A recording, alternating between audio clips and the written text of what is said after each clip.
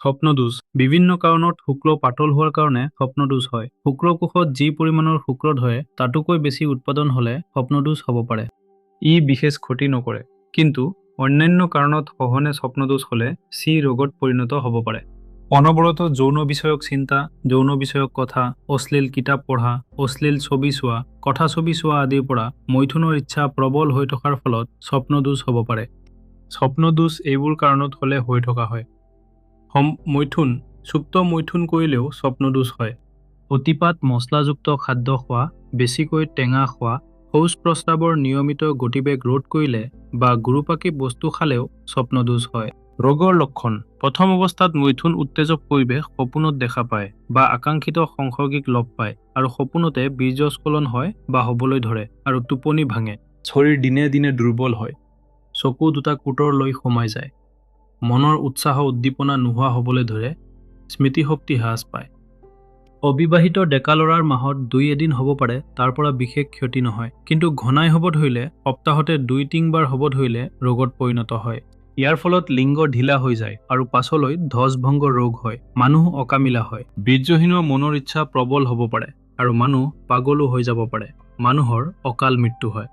তেনে ৰোগী মই নিজে দেখিছোঁ, কিন্তু বেছিভাগ ৰোগীয়েই ধ্বজভংগ বা পুৰুষত্বহীনতা ৰোগত ভোগে। অতিৰিক্ত বীৰ্য বা ধাতু ক্ষয় হ'লে বীৰ্য পাতল হৈ যায়। স্বপ্নদোষৰ বাহিৰেও মুক্তভাৱে বীৰ্যৰ ক্ষতি কৰিলেও একেই ফল ভুগিব লাগে। ডেকা ল'ৰাৰ অশুভ নাৰীৰ সংসৰ্গলৈ যোৱাৰ ফলত কেতিয়াবা কম বয়সতে বেছি বীৰ্যপাত হ'লে, ধৰক 20 বছৰ বয়সৰ আগতে স্ত্ৰী সংগমত বৰকৈ লিপ্ত হৈ পৰিলে অতিপাত বীৰ্য ক্ষয় হয় আৰু তাৰ ফলতো বীৰ্য পাতল হৈ যায়। বীৰ্য পাতল হ'লে স্ত্ৰী সংগমৰ সুখ একো নাথাকে। বিশ্বপিতাৰ সৃষ্টিৰ যি পৰম আনন্দ তাৰ উপলব্ধিয়ে নোহোৱা হয়। যৌনক্ৰিয়া খুব খন্তেকীয়া হয় আৰু বীৰ্য ধাৰণ কৰি ৰাখিব নোৱাৰে। স্ত্ৰী সংস্পৰ্শলৈ অহাৰ খন্তেক পাছতেই বীৰ্যস্খলন হয়। প্ৰথমতে বিশৃংখল জীৱন আৰম্ভ কৰি স্বপ্নদোষ আদি ৰোগত ভুগিলে, পাছত বৈবাহিক জীৱন অশান্তিময় হয়, স্ত্ৰী সংসৰ্গ অশান্তিময় হয়, স্ত্ৰীও অসুখী হয়, প্ৰকাশ্যে নকলেও সেই পুৰুষলৈ শ্ৰদ্ধা ভক্তি নোহোৱা হয়। সাংসাৰিক অশান্তিৰো ইয়েই প্ৰকৃত কাৰণ হৈ থাকে, যদিও প্ৰকাশ্যে কাজিয়া পেচাল অন্য কাৰণতে হয়, কাৰণ এই পুৰুষৰ দ্বাৰা স্ত্ৰীবতী তৃপ্তিৰ পৰা সদায় বঞ্চিত হৈ থাকে, যিটো এটা জীৱনৰ বাবে বৰ সহজ কথা নহয়, আৰু তাৰ বাবেই সমাজত ভ্ৰষ্টাচাৰৰ সৃষ্টি হয়।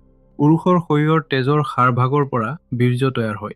বীৰ্য পাতল হ'লে তেজৰ গুণাগুণ কমি যাব পাৰে, ফলত বীৰ্যৰো গুণাগুণ নষ্ট হয় আৰু তেওঁ সন্তান নহ'বও পাৰে।